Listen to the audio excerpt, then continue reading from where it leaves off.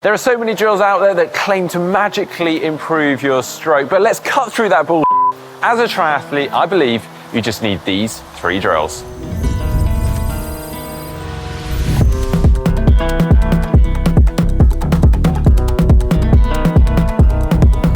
Okay, starting with one that should absolutely become a staple in every triathlete swim training: 6 kick, 1 pull, or also known as 6-1-6.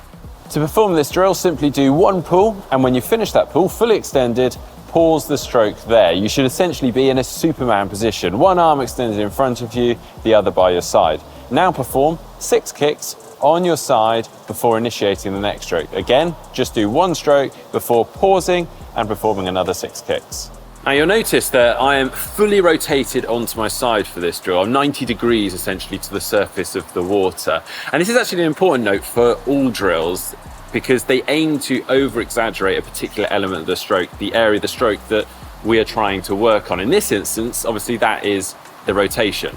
So with each pull and rotation onto your side, make sure that you're rotating both your shoulders and your hips in sync. And to help in doing this, you want to make sure that you're holding a nice firm core, you're extending forwards with that leading arm, and you're also extending all the way through and past your hips with that pulling arm.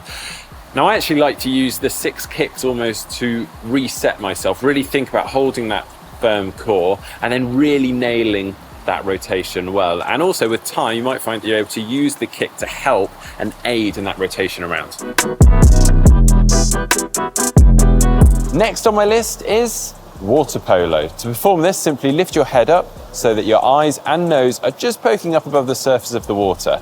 Try to hold your head still, looking straight ahead of you, and continue normal full stroke freestyle arms just with your head up, lifting the head a fraction more to expose the mouth and breathe as and when you need. First and foremost, this is a challenging drill, not just in its technical aspect, but also in energy expenditure. Don't expect to suddenly do a length or so of water polo at a time. In actual fact, you'll probably find, particularly when starting out, that you can maybe only do 2 or 3 water polo strokes followed by 3 normal head in the water strokes. Now, this is actually a fantastic drill for triathletes, not just for the sighting aspect of open water swimming, but also in order to keep your head up whilst doing the water polo drill, you'll find that you need to get that early catch and applying pressure down on the water. This is something that a lot of people struggle with, and this drill is fantastic for working on.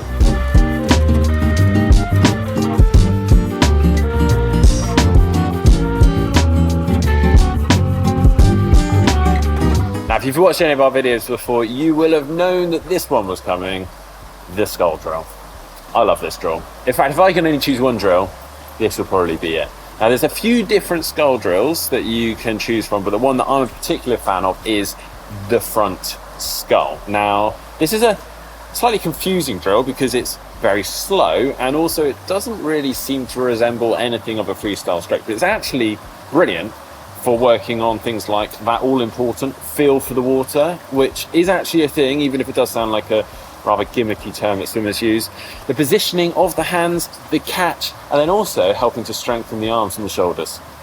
I would recommend popping a pull buoy between your legs for this one so that you can just focus on the scull. Start with both arms stretched forward in line with the shoulders and hands just below the surface of the water.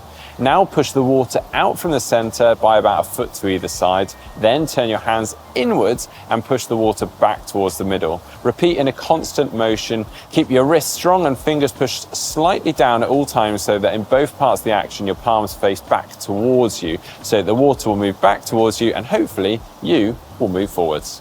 Now, as I've said already, this is a fairly slow going drill. Don't expect to be tearing down the pool with this one. Be patient. Now, when it comes to implementing these drills into your swims, I would normally recommend trying to put them in the first part of a swim, perhaps in the warm-up.